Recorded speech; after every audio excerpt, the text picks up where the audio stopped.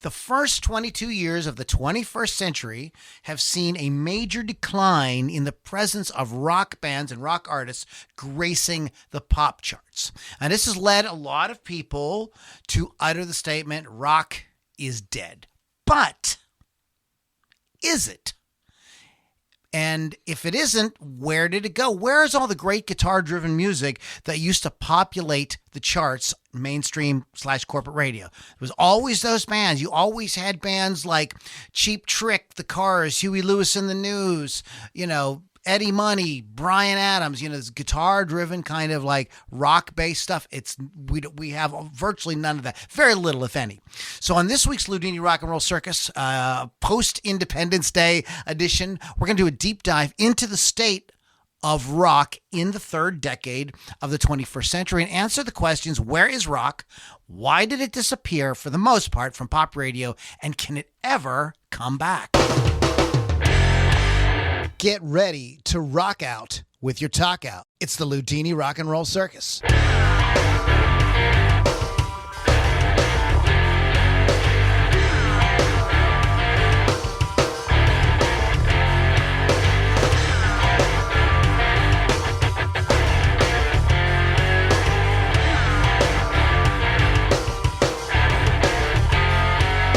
Moms and dads, boys and girls, and children of all ages, grandmas and grandpas even, right, Pittsburgh Kevin? Yeah.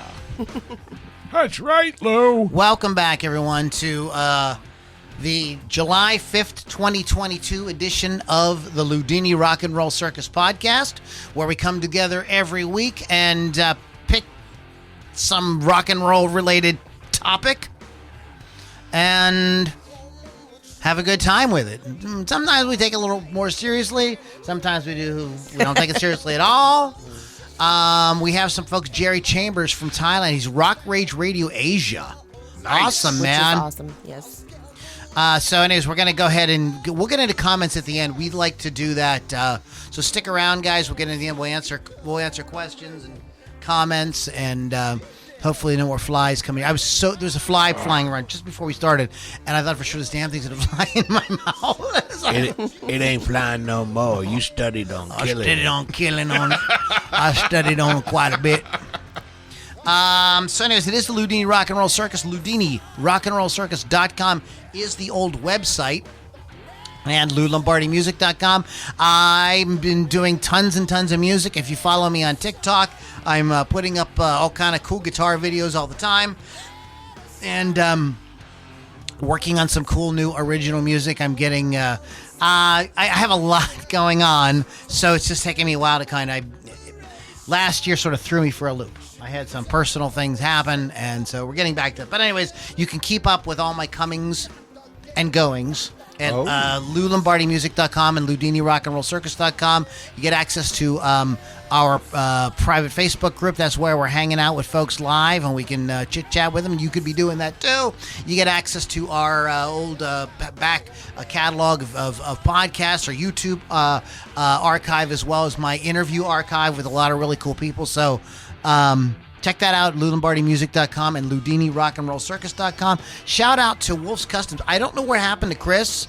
He's liking and sharing my stuff, but he hasn't been on, so I don't know if maybe the schedules have changed or something like that. But shout out to Wolf's Customs. Go to wolfscustoms.online. Check them out for custom paint, custom refinishes, custom artwork on your musical instrument, no matter what it is. They do it. And rockrageradio.com. Download what kind of app is it, Lily? Free app. And you can listen to great music programming 24/7. Nice.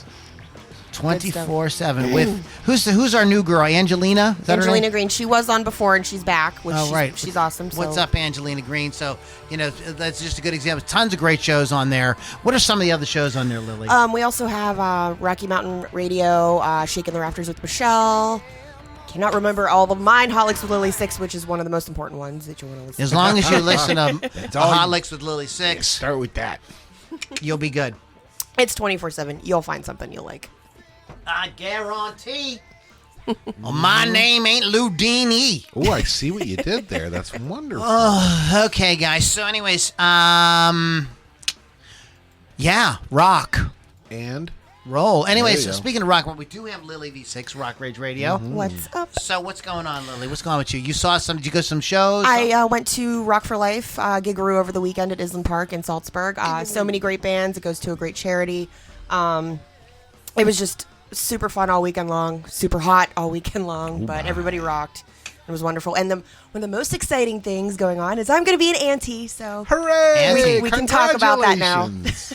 That's awesome. Auntie Lily. Auntie, Oh, Aunt Lord. Lily. She's he or she will be a rocker. I guarantee Nice. Yes. I don't know, man. Her mother's really into country. I you. don't No, know. she likes some rock too. She'd be a countryer. Lily will take care Not of when that. I babysit her. Him, it, they. Don't you worry. Actually, don't know what it is. I think it's a she. Non-gender specific. No. Lily will take care of the musical tastes. Okay, and then we do have Pittsburgh Kevin. Hey, everybody. Hey now. Hey, now. You all right? Did you do anything good this weekend? Nah. Yeah, I think you did something good. Oh, man. Last night, check this shit out. Last night, I went home and had Franks and beans. Oh, before that, though. Before that, I got to hang out with one of my favorite people on the whole wide world. No, not Robin Zander. I wasn't here, so I hung out with Honky the Clown. that's messed up. It is messed up. No, I got to hang out with him, Loudini himself, and we watched a guy hitting a drum. It was weird. Now we got to watch the fireworks here in Canonsburg, Pennsylvania. We had a lot of fun, man. That was fun. Canonsburg is And 4th of July Central. Yes, It yes, really it is. is. All year round, by the way. And Lou had a great soundtrack to go along with the fireworks. It was fantastic. Yeah, it played some cool stuff. Yeah. Some played like stuff you hadn't heard in a while. Right? Snorting whiskey and drinking cocaine. Yes. Most notably. I was trying to be courteous to my neighbors. You did but I turn it mean down it a was little. Keith wants another link. That's the only link I got, Mr. Keith. Update your browser. Oh, jeez, it's always freaking something. Try Modern another browser. SER. Spelling's hard. Remember, folks, this podcast is free. Yes. So So, bear with us. yeah, bear with us. So, anyways, I try to keep it as professional as possible. But yeah, we had a good time. Yeah, it was drinks were flowing, and we were listening to Drinks some was music flowing. and enjoy a beautiful night air. Yeah. Right? Yeah, We've been it having wasn't some too hot. It was beautiful. nice and cool. Yeah, a little we've been breeze. having some nice weather lately. Nice. We really have. Anyways, so yeah, we've been doing that. I'm a movie nut. No. I watched the Indiana Jones trilogy. Oh, there you go. Oh, I love that. I've done that. I'm recently. not going to watch the Crystal Skull. I'm going to sort of No? pretend like that didn't happen. Yeah, it's a bad dream. Yeah, it's like a bad wet dream. Like a dry dream. Dry. It wasn't. Yeah, it was a dry dream. Sorry. Dry and sandy dream. So, but anyways, I went to the movie theater and saw a new movie out, and if you like horror, but I got to give you, this is not for the faint of heart. This movie's not for the faint of heart. It's called Black Phone. It is really fucking good.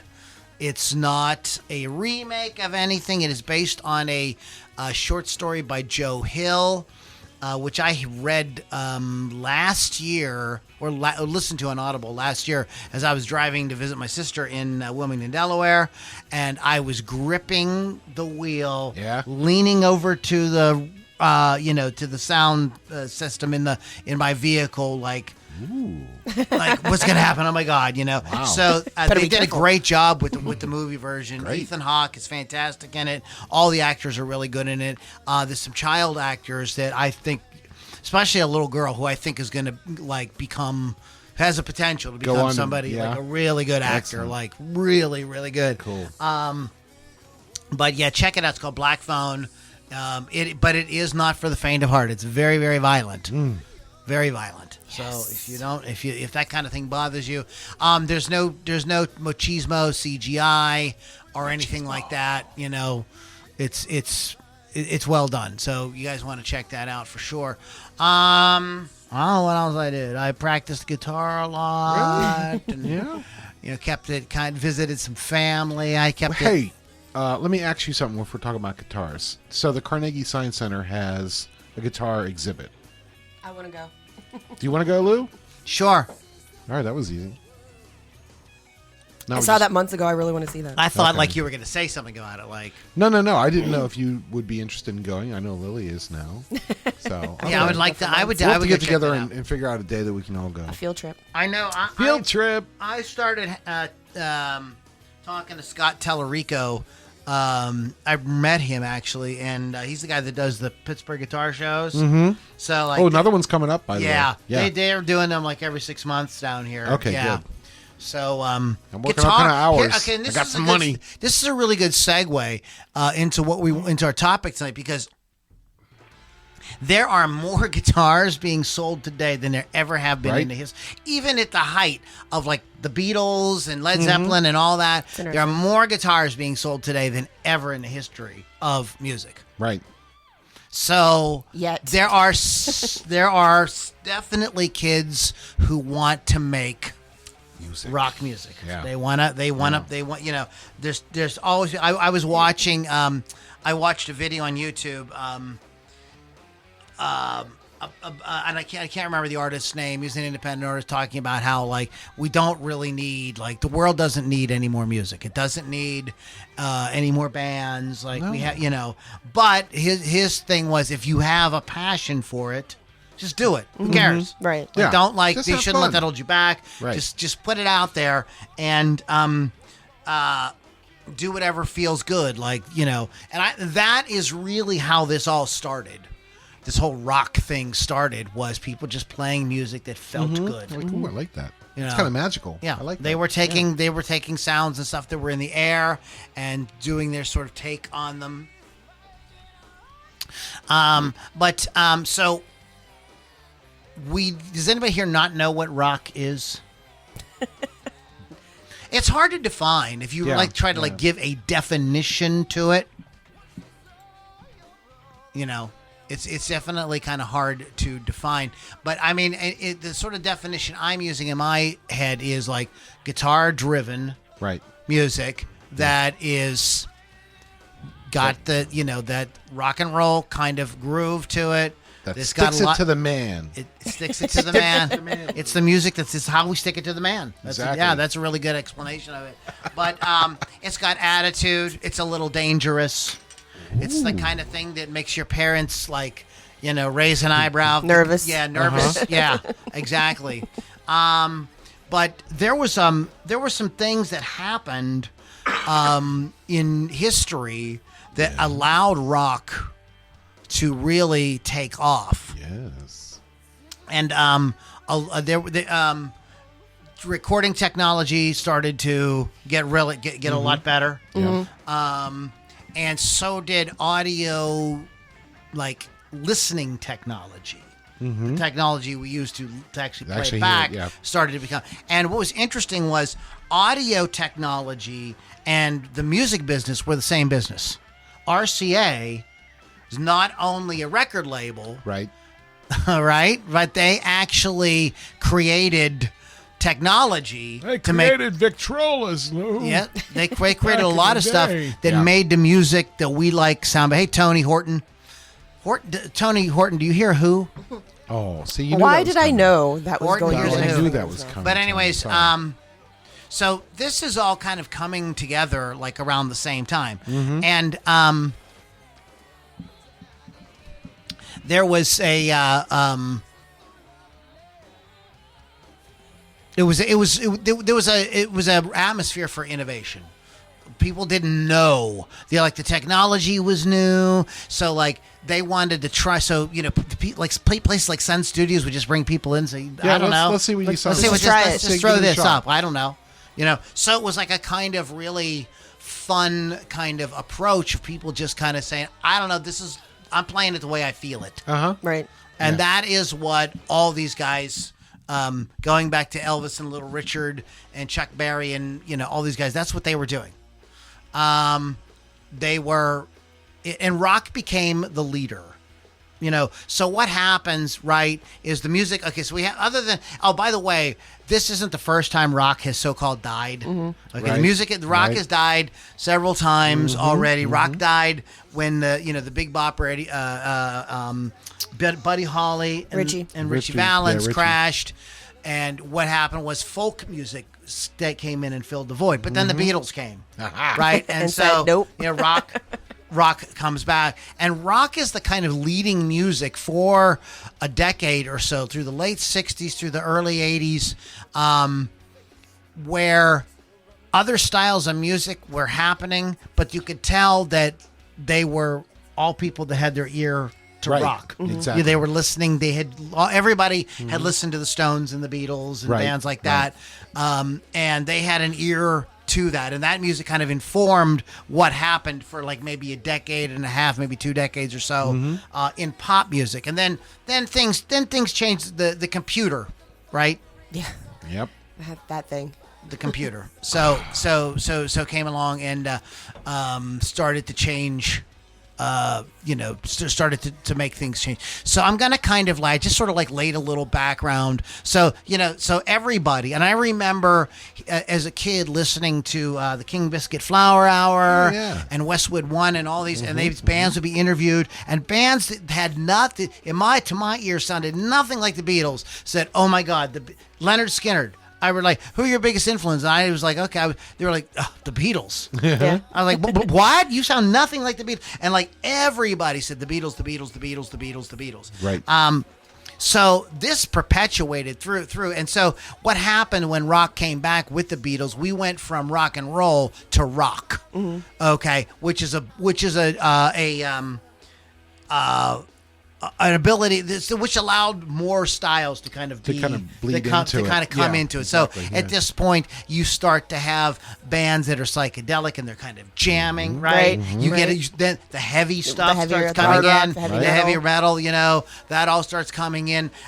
You get the progressive type thing. You do have bands like the Byrds, that are bringing in that sort of West Coast country kind of thing, and Graham Parsons and people like that. And then you're hearing people like Emmylou Harris, who is definitely country, but she's definitely got her ear on rock. Exactly. She's definitely Yeah. listening to rock. Yeah. It's not even a thing.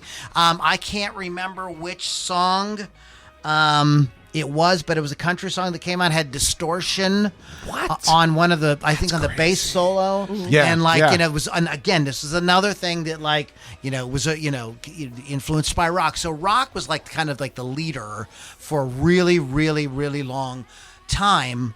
And I think that we all thought it was just going to go on we couldn't really see how that would, ever change. I mean, if you think about how music changed, like during the MTV generation, again, it was bands like the Police, Men at Work, and bands like that Yeah. who were playing guitars. They were playing a sort Right. of style of rock, the Clash and stuff like that. Then they opened it up to Culture Club and Wham and Madonna and all these other bands that, kind of jump on the bandwagon. And, then the whole MTV kind of thing happens as well. Grunge. Again, these are kids with guitars influenced by punk and classic rock. 90s rock is really interesting. It's really diverse. You can't really say there's a 90s. I mean, the 90s, you got bands like Stone Temple Pilots and the Counting Crows. Right. Like both are like big rock bands, But very they different. sound nothing like each other, okay? Right. But they do have that rock kind of thread going through. And then even in the early 2000s with the new metal, and then you had bands like the White Stripes, the Black Keys, Jet, bands Yeah, like that right, that were right. like So that were underrated. like getting on the radio with rock and roll songs, but that was like the end of it. That was like the kind of like final chapters of rock. So what happened? I'm going to go ahead and let Lily jump in with some What ideas. happened? Well, my opinion is I don't think rock is dead. No, it's not. But let me finish. Right. I didn't say it was dead. It's just not the Right. mainstream, most Right. influential style of music. It is an indie thing now. Right. And I think that has a lot to do with MTV not doing MTV like what we were used to MTV doing. They started doing reality shows, so the music was by the wayside, and people weren't as access to it, I guess. And then the internet, where people are YouTube. Everybody's a star on YouTube. It's not all rock. That makes me a little bit crazy. Shows like American Idol. We're creating rock stars now instead of just having people finding them like we used to do. What else was I going to say about that? Because there's some more stuff. Well, I think you bring up a good point about things like American Idol. Yeah. And I think American Idol marginalizes is the beginning of this. Is not the beginning, but it's kind of marginalizes rock. It's kind of like there would be these cute kids, and I can't remember their names, but there's a one kid. He was real smart. He played an SG, and he got up there and he played like AC/DC, and he really rocked out. And it was like it became like kind of a novelty. It's the little kid that got up and played on Good Morning America and played the intro to Todd for Teacher on the drums. Right. And then Brad Paisley brings him out. Yeah. Right. You know what I mean? To to play some shows with him. But that's a kind of like, so rock is now kind of looked at, starting to become kind of looked at as a kind of like, you know what I mean? Oh, isn't that cute? Right. Yeah. Yeah. Which sucks. And there's a lot of times where I see the youth do not really like. So rock and roll is supposed to be about fun and partying and having a good time and loving life. Now we're more into it's got to be a serious topic or we don't want to hear it. Is how the kids are today. I think I see that a lot. Like if it doesn't mean something, I don't want to listen to it. Yeah. So I think that's another big thing. Why it's not in the forefront. It's like a lot of emo rock, and it's like, a lot of that, come on, lighten up, Francis. Yeah. So there's that, and well, I mean, what rock bands are touring and packing arenas? Well, there's nothing really packing except for the old bands. Big classic. I'm not talking about COVID. Let's just put COVID No. aside. I'm just like Metallica's still one. Of course, we have the stadium tour coming out, which is Motley Crue, Def Leppard, Poison, Joan Jett. Okay, but that's a bunch of bands together. Right? Yeah. It's a Motley Crue show. Let's be real. Okay, that's legit. I agree. There aren't many new bands filling anything other than like Stage AE, and that's not a very big venue. Like it's all the older bands that are doing it. Now wait a minute. Like, who's really doing it though?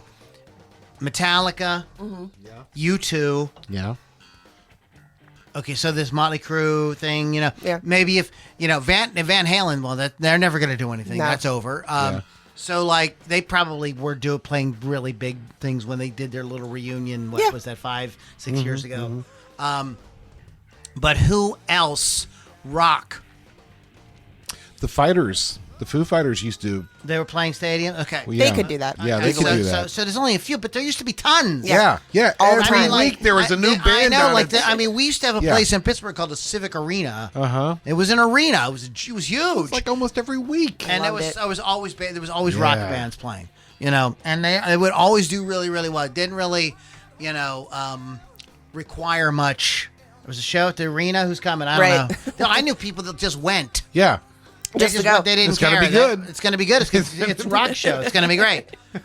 You see all your same friends every week, every time you went. And so, but those type of bands just aren't out now. I've been told that there are different parts of the world where, that isn't as much of a thing. Like in some places in Europe.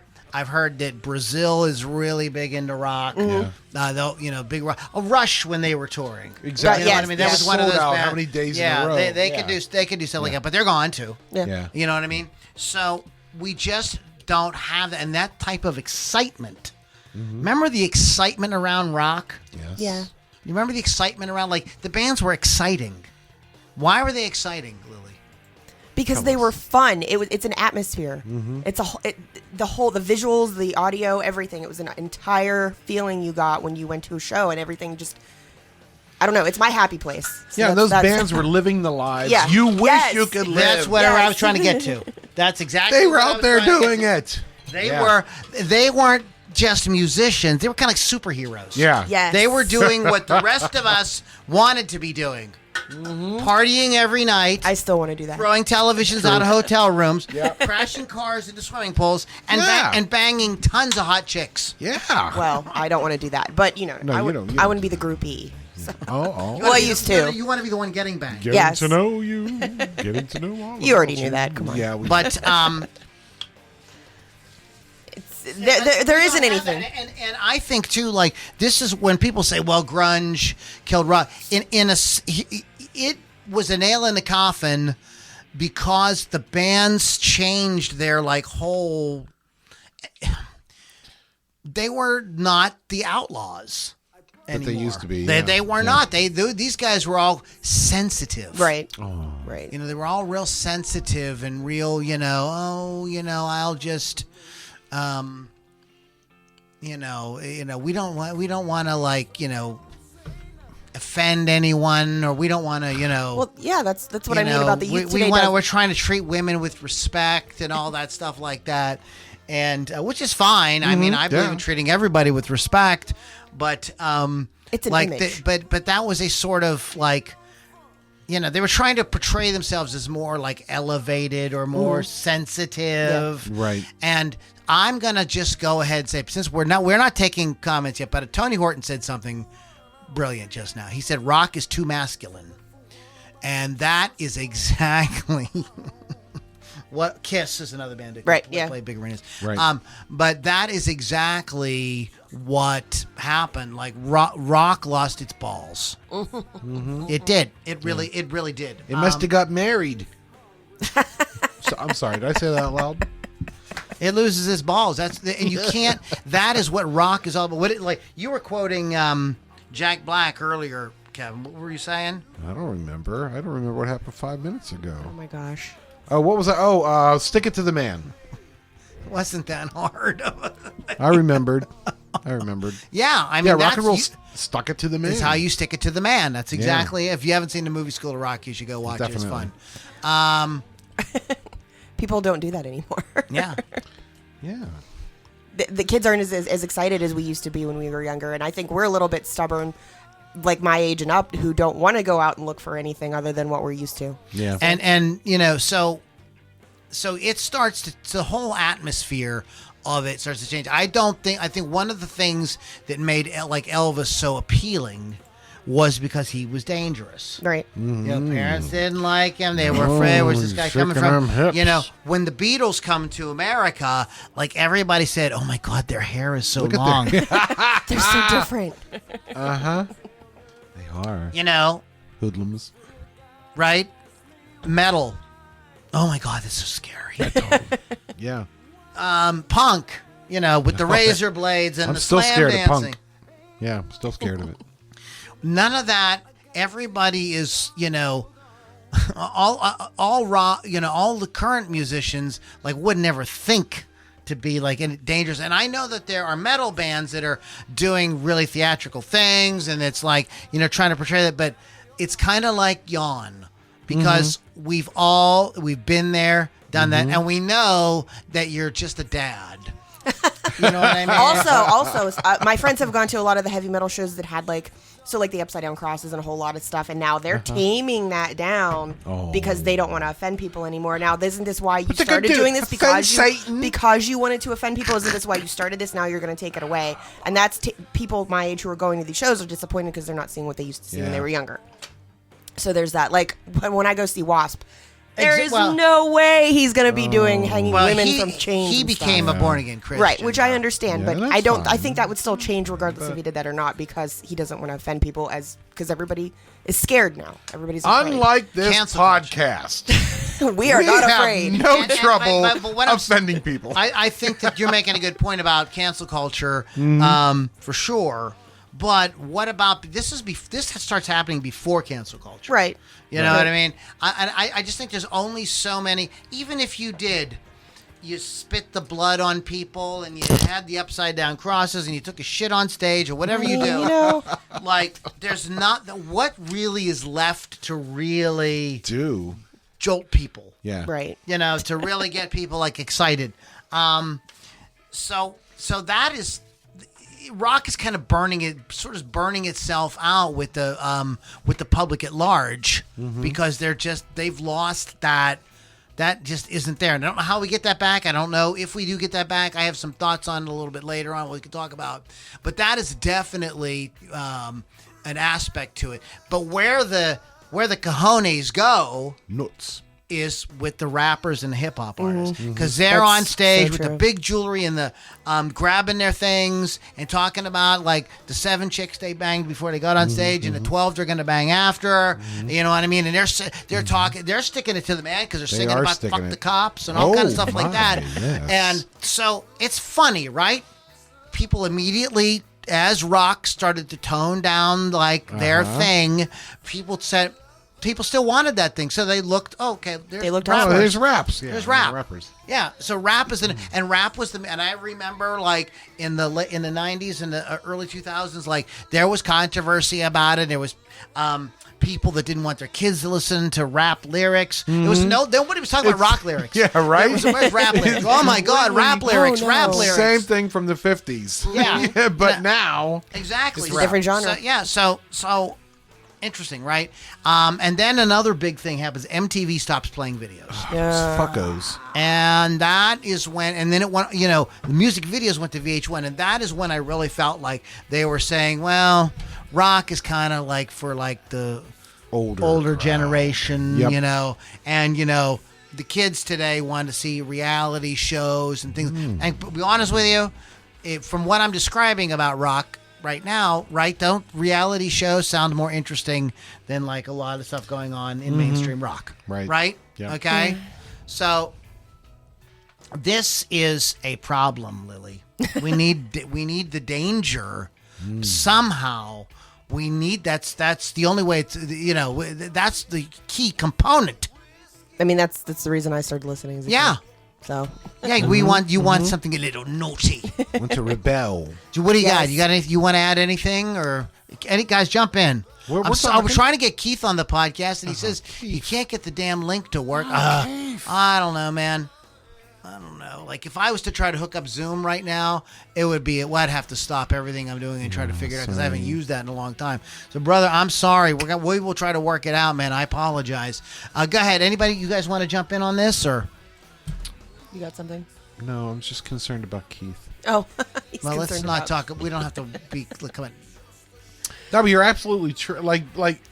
We had talked about radio back in our day.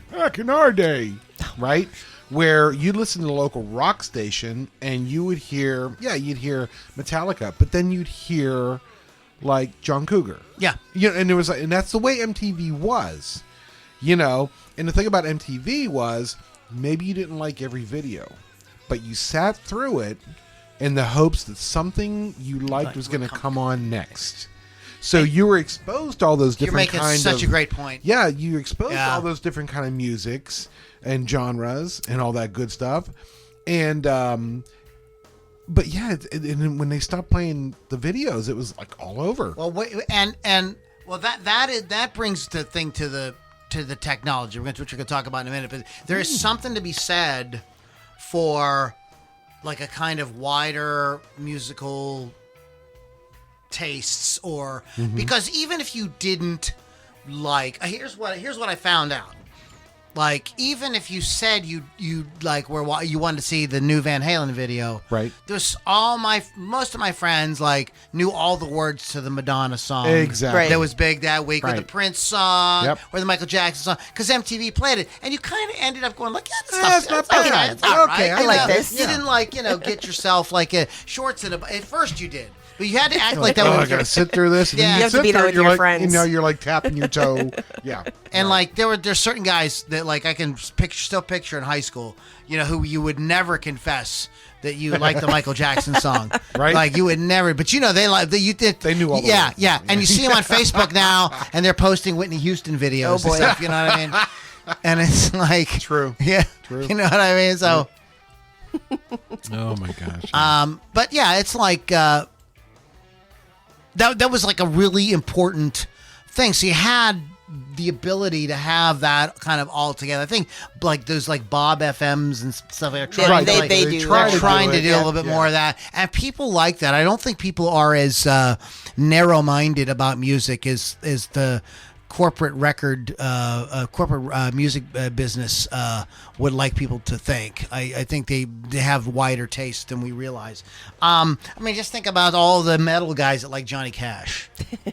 You know, that's you know what I mean. So MTV stops playing videos, and around the same time, or a little bit before this kind of coincides, there's some big breakthroughs in technology, high speed internet, Yep. and MP3. Yeah. And when these two things come together, that was like a 1-2 punch for the music industry. And you had a lot of people, you know, crying, piracy's ruining my band, piracy. Let me tell you, let me just straighten this out right now. Yeah. Downloading music for you to listen to, Right. or maybe even burn a CD so you listen to your car, is not piracy. Correct. If you burn that CD and then you make 20 copies and you And sell them sell for them. $5 a Right. piece so you can go buy beer that night, Yep. that's piracy. But you can do that? Yeah. Excuse me. I guess not. So you legally. can't. It's terror. It's you know this word piracy just got like overused. Everybody, it's a piracy. That's not piracy, okay? But it did, whatever it is, took massive amount of revenue out of the business. Something that you may or may not be aware of, and I did not get into this because we're going to do a podcast on this at some point. The music business is also one of the most corrupt businesses in the history of business. Yeah. It is really riddled with organized crime, just really badly. You got organized crime people investing, you know, in rock bands to launder drug money. It's like a real fucking thing. Yeah. That's a yeah, thing. it really It's is. it's Yeah. not just like, oh, that happened a couple times. No, no, not at all. So my next question to you guys is, so I think a lot of people said, like, I remember talking to my buddy David Learn, he's the guy that made these paintings in my house. Him and I talking about, you know, wow, you know, how short-sighted is the music industry, how the record labels to not get in on this technology. You know, Right. they seem to be really resisting it, right? You know, there's all kind of lawsuits, Napster, Kazaa, you know what I mean? People got letters. Stu got a letter in the mail because he was downloading so much from Kazaa. Yeah, really? For real? Yeah, he got a letter in the mail. He should have kept it and framed it. It'd Yeah, have you been should funny. Oh my That's gosh. awesome. But you know, so they were. So we were always saying, like, they were so short. So I can't believe. But do you think that? What do you think about that? Do you think they really were, or do you think there's something else going on? I don't know. I don't know where you're going with this. What's your thoughts on this, Lily? Why wouldn't you want to get in on this and make more money? Right. So Unless there's more money to be made by, and we just went through a pandemic and we saw this happen in all kinds of, like, with our big box stores, shutting down little hardware stores and little corner stores and stuff like that in favor of Target and Walmart and Right, places like right. that. What I'm kind of wondering now, looking at it back, like, there's an expression, like when the pandemic came out, everybody says, you know, a lot of people say, well, you know, they like to say, never let a good crisis go to waste, you know. Yes. And I'm kind of wondering if it wasn't let to go to hell, because what ended up happening is in the 90s, the independent record label really became a thing. Like, a lot of bands started their own label, and then they would have some success, and some friends of theirs who they admired, thought were really good, say, That's a okay, good we'll idea. join our label. Yeah. You know, and join our, you know, so there was a lot of the indie record label thing was really, really huge. I attended a seminar at Borders Books in South Hills about starting your own record label. Interesting. In Wow. the 90s, in the early, like Yeah. in like the 94, 5, something like that.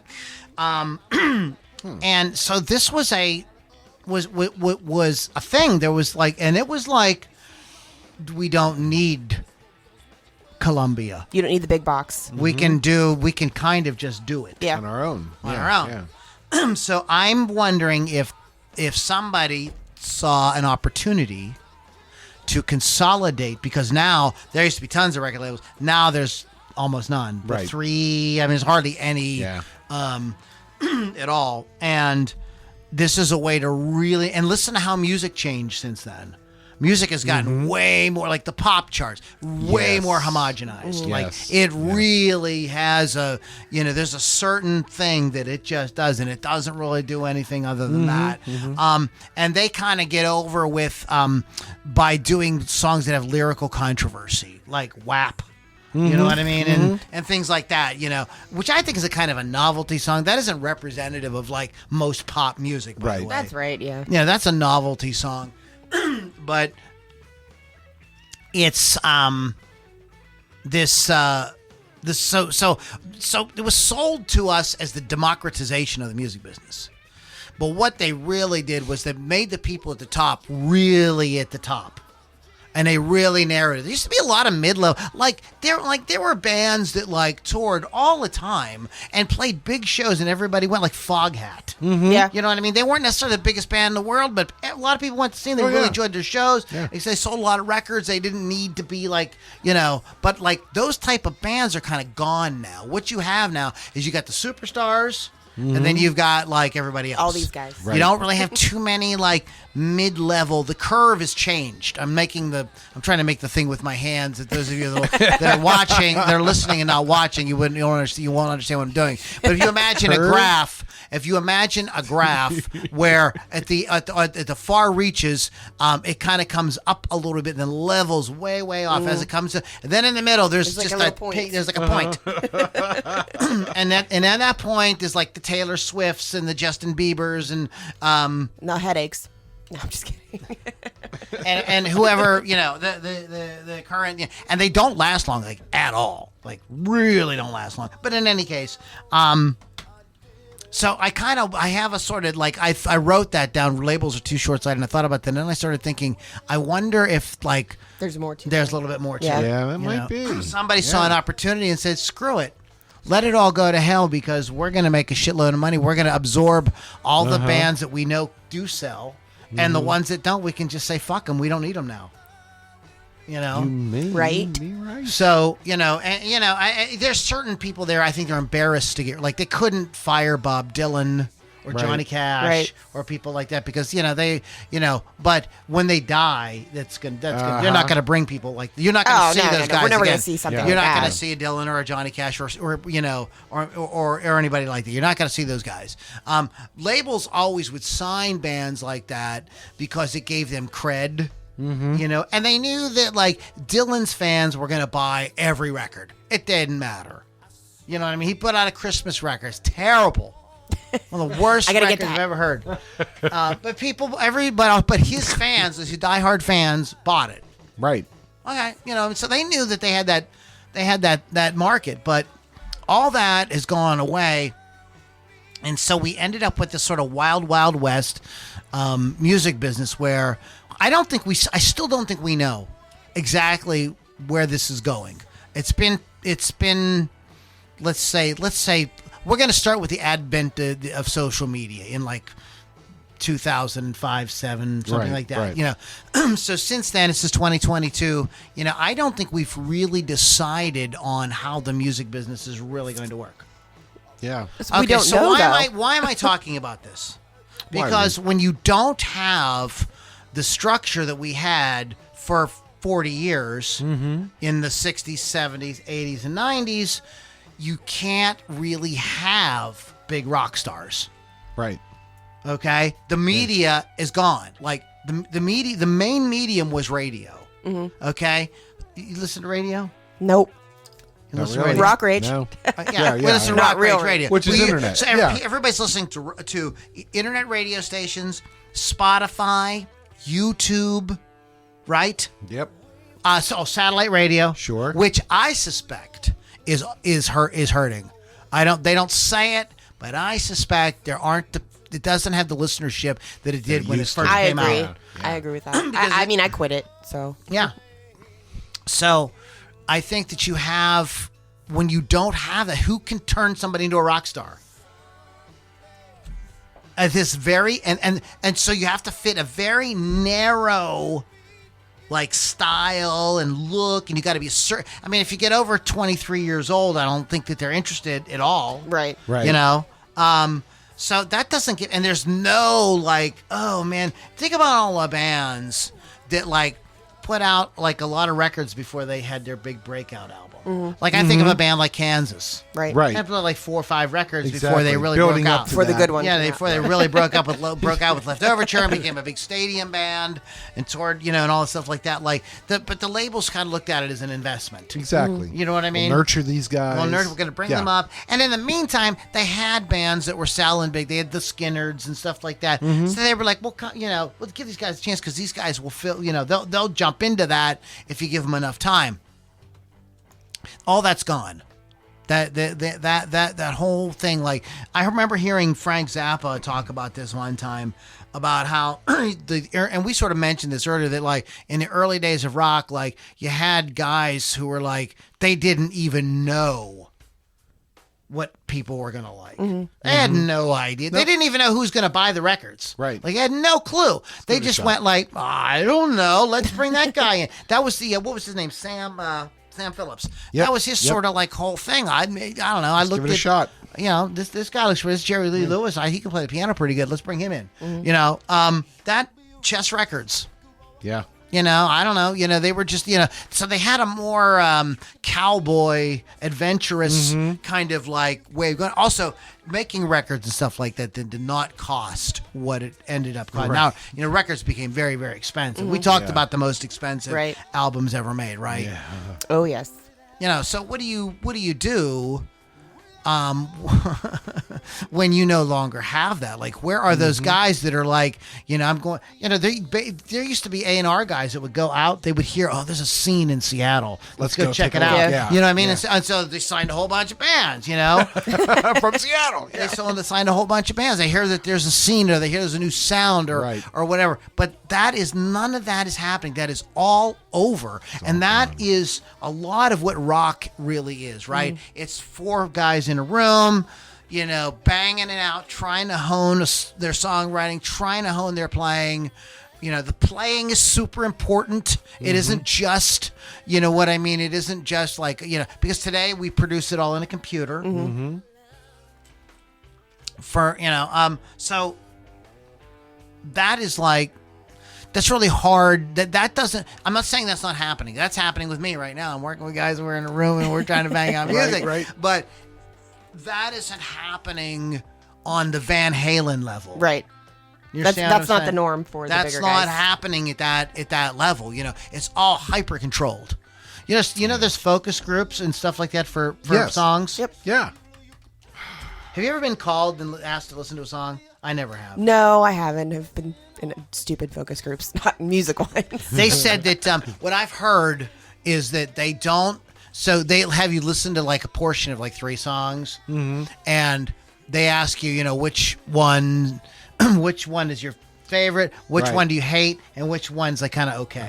And they always pick. They pick the one that's just okay. Really? Interesting. Yes. They don't pick the one because I guess the thought is that if they go with the ones that people think are Like really good. that, like, it's going to burn out fast. Oh. I guess. Yeah. And then the ones that people hate. They're not going to get a chance to. But they feel like That the off the ones list. that Yeah, they feel like the ones that are in the middle, that, like, if they play them that's enough, a safe bet. that if they it's safe. You know what I mean? And also, I think too, the idea is if people really, really love it, they probably also know there's just as many people that really, really hate it. Exactly. You know what I mean? Yep. So Interesting. So you can't. So we don't. We have a completely like different. You just can't.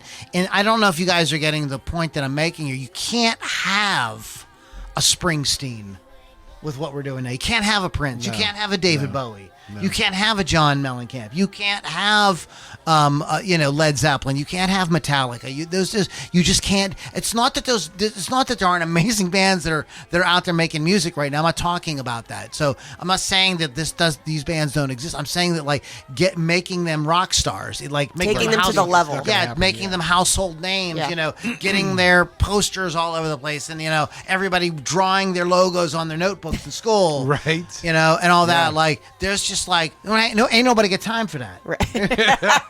You know what I mean? Like we know we can design music that like where we have a really good shot at that. We can do it cheap because we can do it in a fucking computer, and we don't really need all this stuff.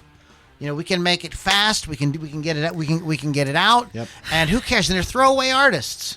Yeah. And you know what I mean? Like, I'm sorry, man. Your record didn't sell good. There's like because everybody wants the new. There's 10 other 100 other guys Groups, twice as good looking as you in line for. Yep. And that's the next thing big too. Good looking. There's a quote that goes around on social media sometimes. It says, "Music was a lot better when ugly people were allowed to make it." And you know what? I literally just got into a discussion about that with Sissy over the weekend because we're all like, so who's the rock star that you have a crush on that maybe isn't attractive but you love their music and that's why you got into them? So Steven Tyler for me is like the whole thing. So, but that didn't matter what he looked like because he freaking rocked and the music was great. Yeah. So I can't. Lizzie Borden's hers. Okay. So like that when you have this climate we're having, so are you guys getting the picture now of like, there's a lot more going on to this. It isn't just grunge. It isn't just hip hop, blah, blah, blah, blah, blah, blah. There's like business, socioeconomic thing, which I want to talk about real quick. The world changed too. What? Did it? The Berlin Wall comes down. Right. Okay. So that definitely affects the landscape of what's going now. You have it opens up other markets, all kind of different things begin to change. 9/11 happens, okay, and then it's just more and more and more corporate consolidation, right? Just like more and more resources going to fewer and fewer groups. So these things are all coming at rock. These are all things that like make make it tough for rock. Then music becomes super cheap and easy. Yes, as you said. Yes. Yeah. Who was the girl in school who was cheap and easy, Kevin? Oh boy, I don't know who that is. It was a teacher. Oh, let me ask you this. Okay, go ahead. Let me ask you this. I'm not saying a word about when that you one. bought an album, right? And you put down your hard-earned $7.99 or whatever. Remember that? Yeah. Even if that album wasn't all that great, you really gave it a try. Oh yeah. Because I paid for it. You paid for it, and you couldn't just go out and buy another album. Right. Right. I mean, there were different opportunities that showed up in magazines where you could get several albums for like one price or whatever. I think I still owe them money. The Columbia. It was well worth Columbia every House. penny. But even that is nothing compared to what we can do today, right? We were talking about celebrating 4th of July here, watching the fireworks, and I just put a Spotify mix on. Yeah. So it was like, and That would the have music cost us $300 back in the day.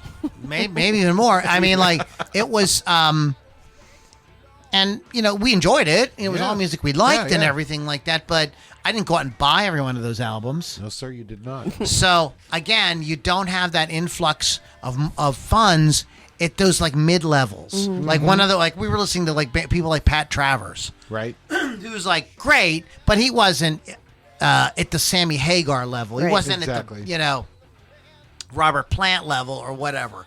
He was like a kind of a mid-level band that he had his following and maybe probably converted some new fans here and there. But you're not going to have that now. You just can't, because you don't have, people buying those records. So a guy like Pat Travers, how is he doing? If Taylor Swift ain't making dick on downloads, what do you think somebody like Pat Travers is doing? Right. Horrible. And I apologize. I don't even know if Pat Travers is still alive. Oh man. Dead. You're just Probably listening. And I'm just pulling that out as an example of one of those guys who was like really cool, had a good sound, but it was kind of like just a mid-level band. Right, And we have to like qualify that by saying that there's only so much room on the radio. Mm-hmm. Okay.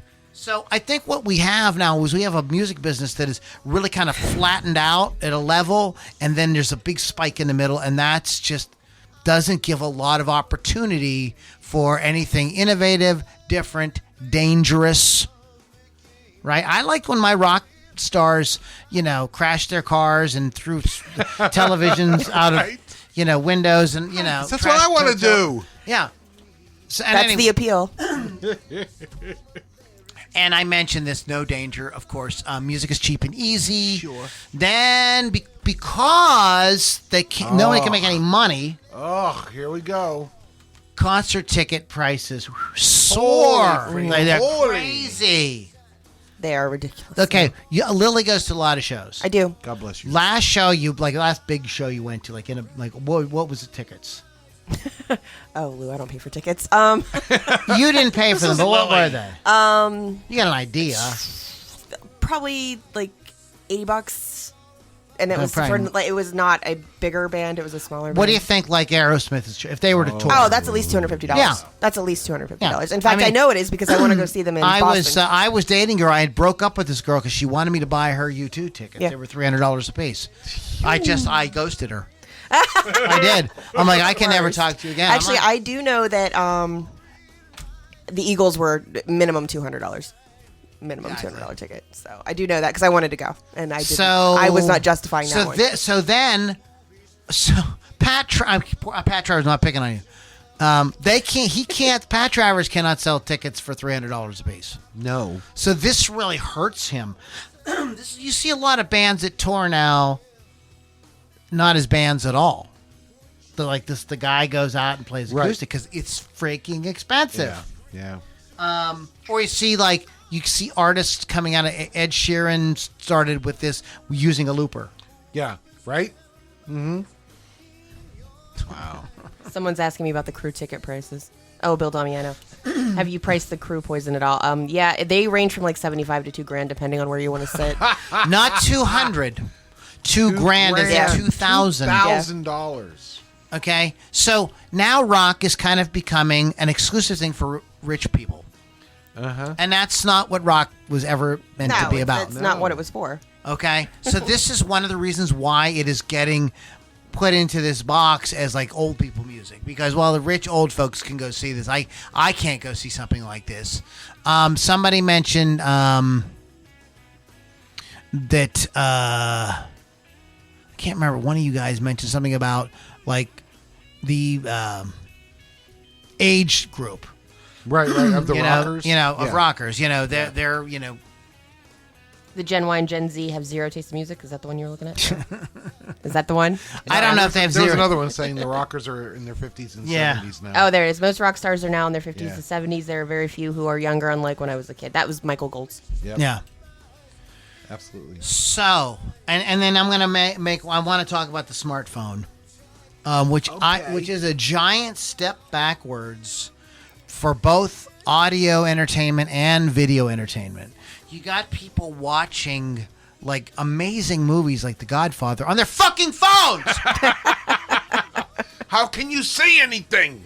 Like- It's driving us crazy. And I know that like the smartphone like audio has gotten better. You know what I mean? Yeah. But it's still just a cut above the old. Now you kids won't remember this, but Bill Damiano, I know you know this. Michael Goltz, you know this. Vince Ornato, you remember this. The transistor The radio. with I was the thinking one about that speaker the other day. you held up to Yeah. your ear. That's essentially what this What that is. Yep. Yeah.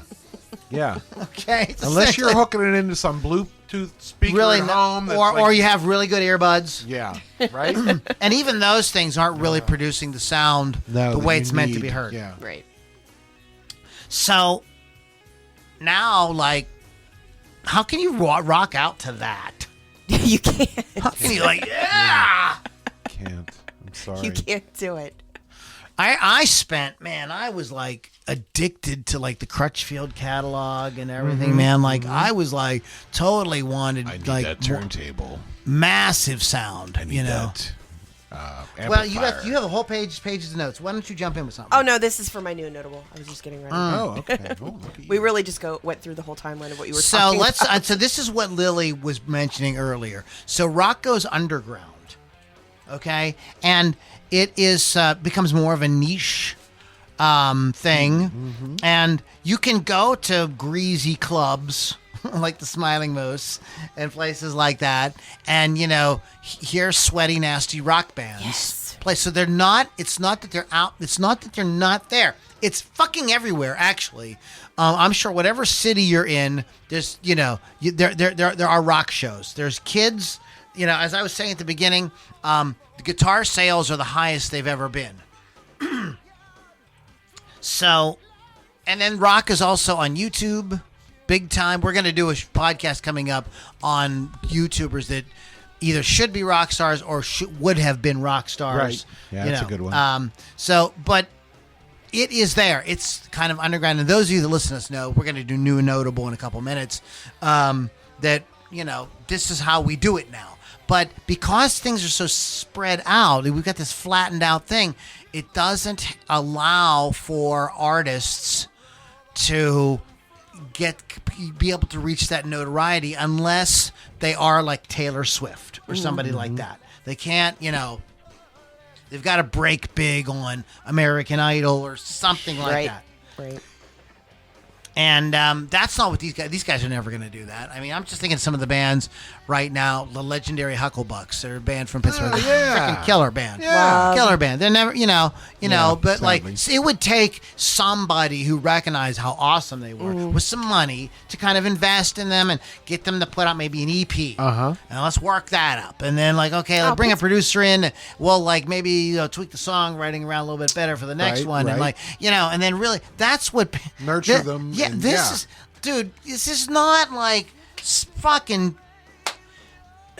This is not like selling fucking Town Talk at Isley's. Right? Okay, like, Dining at Isley's and that.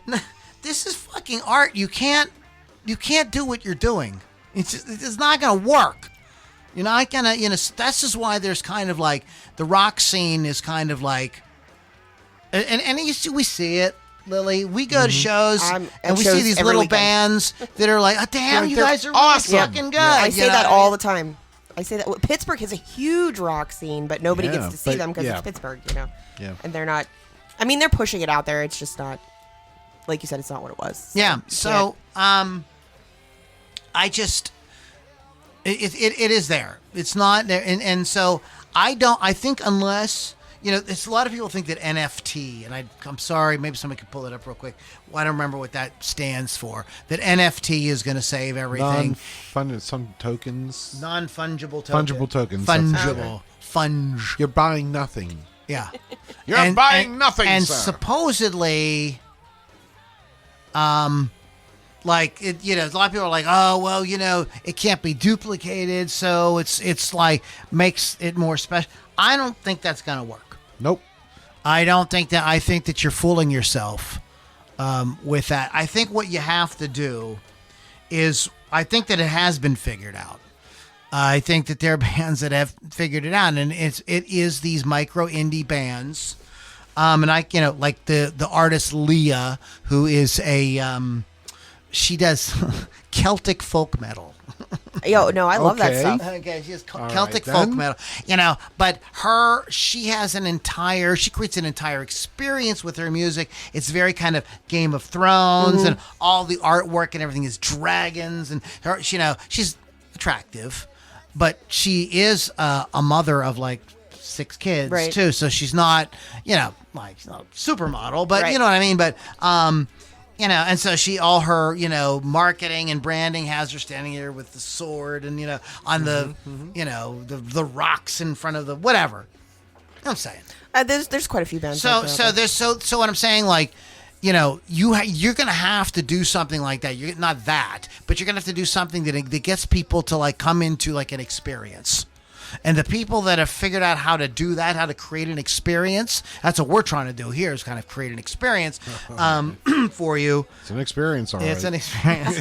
I'm experiencing something right now. Oh boy. I do feel bad about Keith, man. I hope he's not pissed. I know. mean, I love him dearly, and I've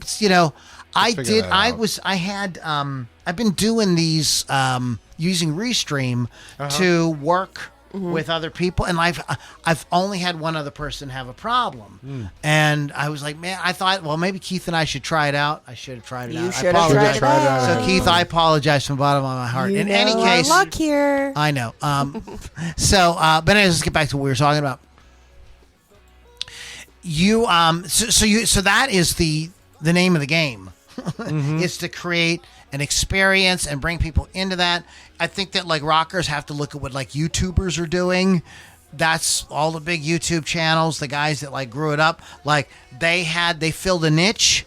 They created an experience, a unique experience for the people that watched and engaged with them, and that's how they grew their channels. And that's how I think that's the only way you're going to do it right now, that it's not going to be so much about selling records. And if you got 100 people to buy $1,000 worth of your crap every year, how much money would you make? Oh, I'm not. $100,000 fucking dollars. You know, I mean, you think you okay? Do you okay? So Lily, I'm just gonna use you an example. Oh, I'm gonna use you. that's Nice. hot. You like getting used. That's hot. So a band you really like, Aerosmith. Okay. and they were coming out. You could see probably yourself over a course of a year, maybe spending close to $1,000 if they had a really cool shit. Oh, no doubt. I've done it. I've done it. I'm going to tell you that right now. So all you need is 100 people like Lily. We should have 100 people like me anyway, but yes. Yeah, we should. So that's kind of the model that, like, but these bands become micro indie and they don't have, and at that level, yes, they're going to be able to make the music they like. They're going to be able to have a fan base. They're going to be able to somewhat support themselves, but they're not going to be able to become like Prince. Right. They're just, that isn't like, that's out of reach, and I'm not sure how we get that back. Do we need to get that back? I mean, I don't know. I mean, a lot of people feel like rock is kind of going the way of jazz.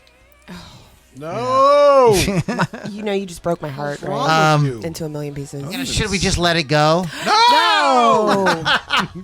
Oh, hell no. No. It's my whole life. It's my lifeblood. I've been talking so much, I haven't done any sound Thank effects. goodness for that. See? Good topic tonight. So distracted. He doesn't play with his little game over there. But I have some ideas. I just like have a crazy idea Oh, boy. about What rock. is it? I think I that, want to know. I think that it isn't beyond the realm of possibility that rock and country could merge. And I'm not talking about Southern rock. No. I'm just You mean talking in a as like different way. those are both genres of music that like are guitar driven, guitar oriented. And think about so many of the, and I know you don't probably listen to a lot of modern country, but I run across it here and there. And if you took out the pedal steel, right? the fiddle, and the banjo, you would have It's rock. You would have a rock band. Yeah. It's rock. There's that. And even the singing on a lot of modern country has no Southern drawl at all. Right. Like at fucking all. So I'm kind of wondering if this is where rock is going to kind of like, rock and country are going to kind of become the same thing. Well, They're Brantley gonna Gilbert become- has sort of done something like that. They're going to which is- become strange bedfellows. I studied on it. Quite a bit. I mean, people that like Rascal Flatts also love AC/DC. Yeah, Right? legit. Yeah. Yeah. No, I'm one of those people. So I could see where there could be some kind of, we tried getting rock and hip hop together. And yes, there's some great bands. Korn, Linkin Park. A lot of these bands are very, very cool, but it's something contrived about it or something. Yes. It doesn't. I don't know. It's just a thing. It's just a thing. I don't know, and I want to know whatever we have tons of comments, so we're gonna get to that in a little bit. But before we do that, we're gonna take a quick break. I want to say shout out to Wolf's Customs. Go to wolfscustoms.online, rockrageradio.com. Download the free. Lily keeps free. She didn't tell them it was free. It's free. It's my second favorite 4-letter F word. It's fucking free, motherfuckers. Whoa. We were talking last week, saying like, this is why we're not big on YouTube because of swearing. Oh, Fuck. They hate that. People. They hate Wah. that. They fucking. Well, we're going to Rumble. I'm gonna put us up on Rumble. Rumble has no restrictions, no filters about language or I anything. could perform topless. As long as you don't, you could. Me too. What? As long as you don't, you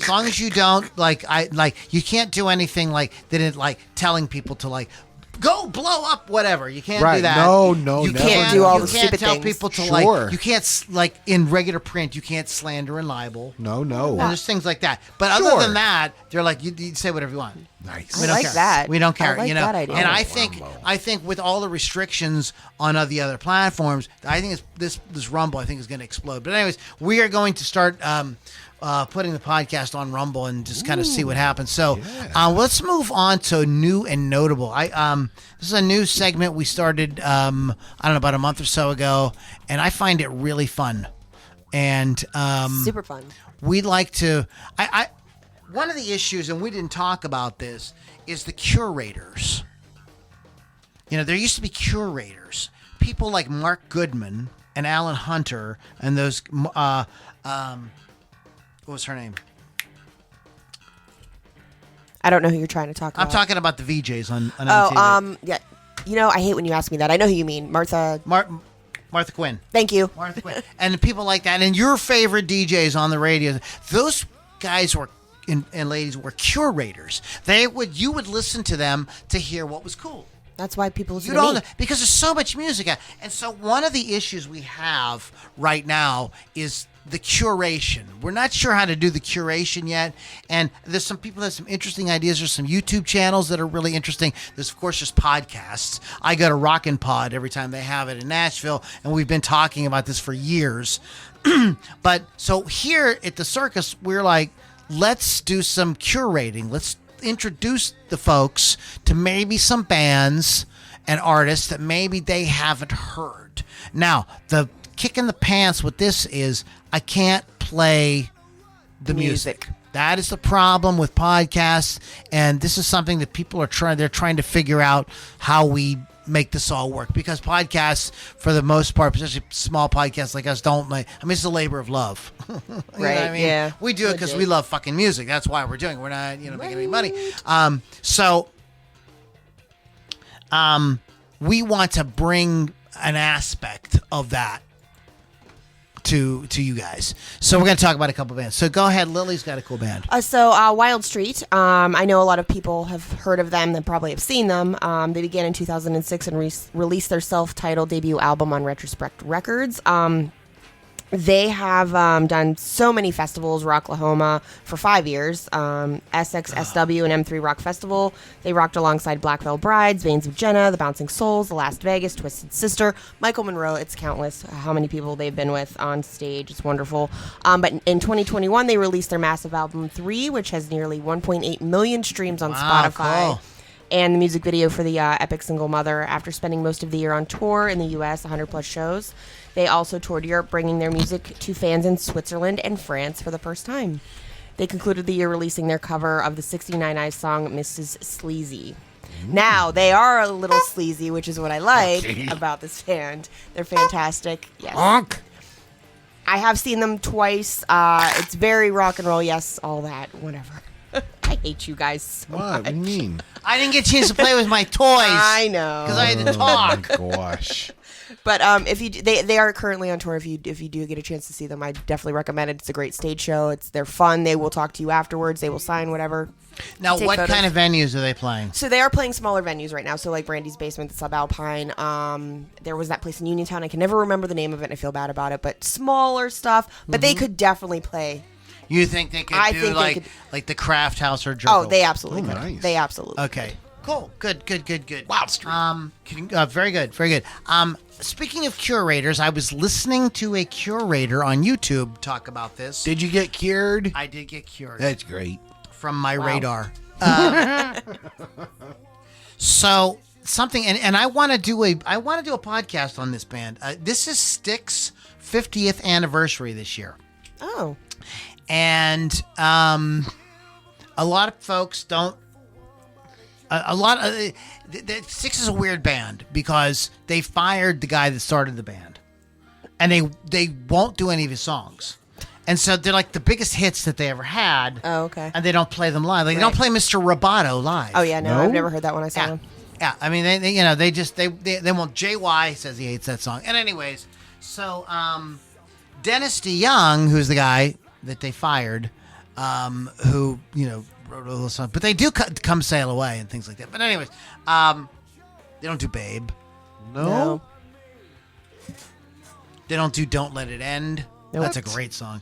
But in any case, so Dennis DeYoung, of course, like he's like, fuck you guys. I'm going he out and should. playing, and I'm going to play my songs. And he puts together a killer band. And he brings in this guitar player.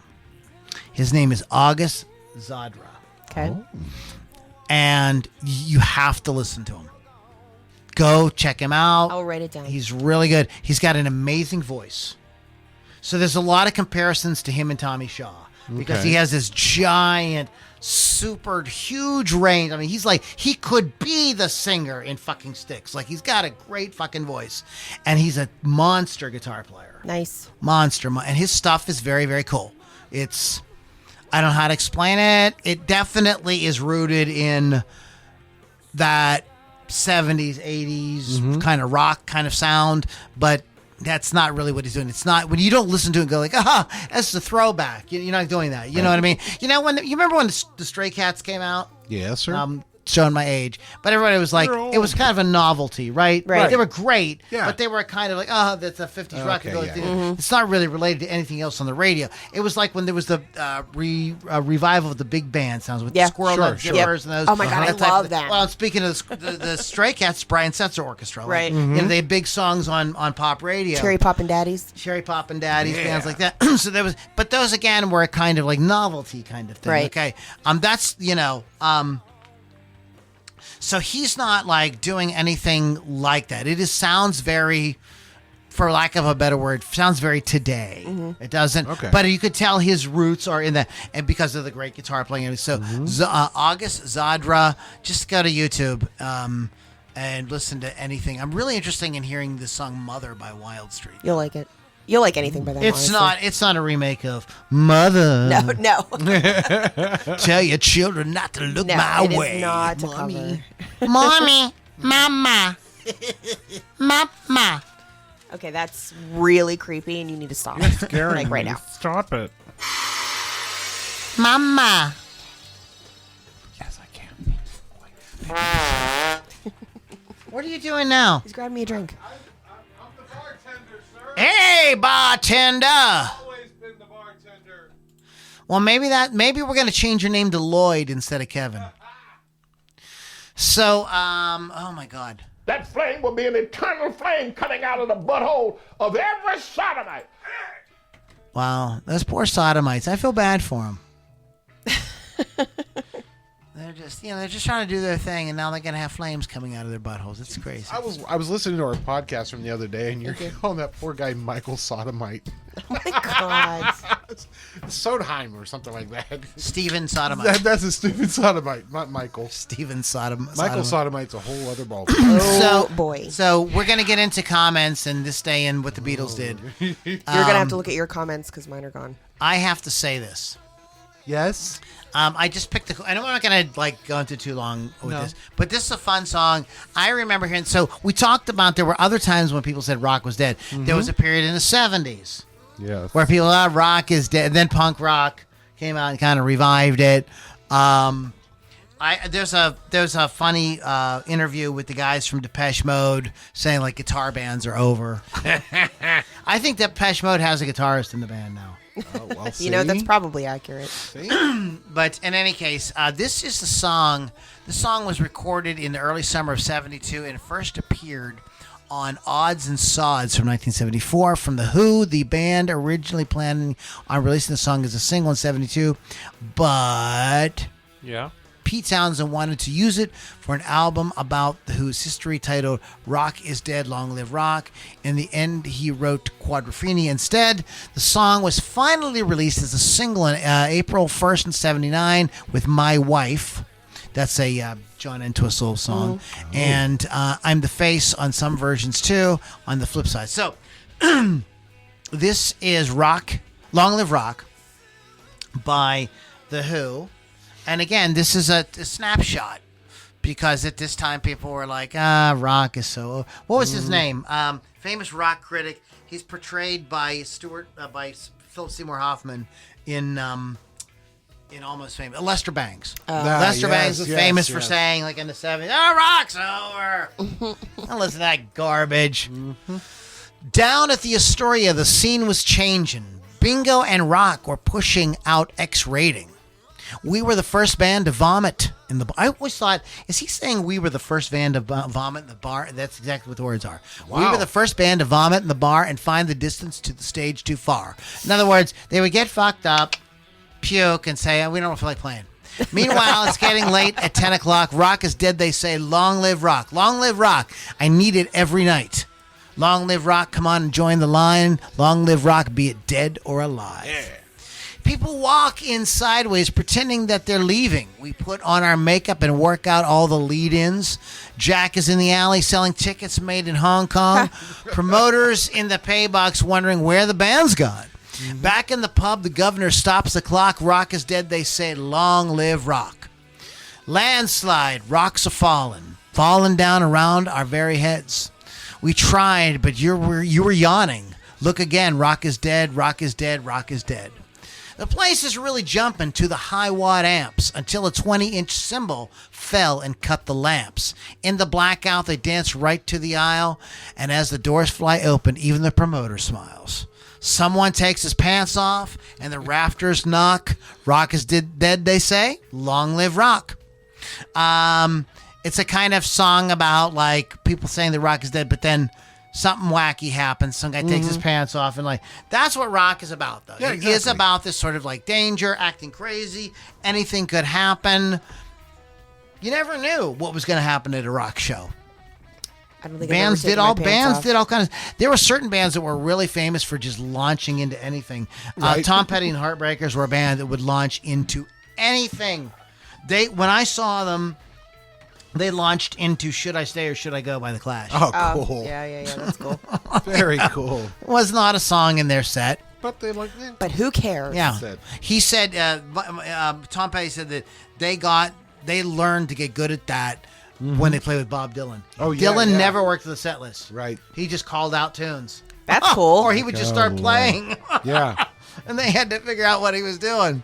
You know. But in any case, That's your job. So yeah, it's a fun song. I remember hearing it as a kid. Oh, Going, yeah.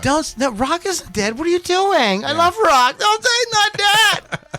And little did I know what was about to happen. Nice, What was going to happen tongue-in-cheek. many years later. You know. Whoops. Exactly. I gotta get these sound clips out, man. Thank you. Whew. You have to. Oh my gosh, it's like. I'm Do losing my certain- mind. I feel you like have a quota? He does have a quota. oh my god. What are you doing over I there? never did that one before. I like I that. know. I like that one. That sounds like this. Exactly, Lou. Exactly. That's actually the sound that it does make when I masturbate. Did you Well, know that's that? I 'cause you're didn't old. know. It makes Yeah, that it's sound. very That's a old now. sample of that. It's very old. Um, You need lube. A little lube there. Sounds like that might hurt after a while. you need lube. What else do we need? Of every sodomite, there'll be a flame coming out of the butthole, That's and exactly. you'll need an asbestos diaper. Asbestos. Asbestos. Hey, asbestos. It's not love that. asbestos. It's asbestos. You have to call the ambulance. Oh my god. Asbestos. Making my brain I hurt. need an asbestos diaper. Diaper. I like when people pronounce diaper where they say like the I and the A. Right, diaper. Diaper. Asbestos diaper. Asbestos. Sick. I called old asbestos on the phone last night. What are you doing? He said, I studied on killing on you. I studied on it quite a bit.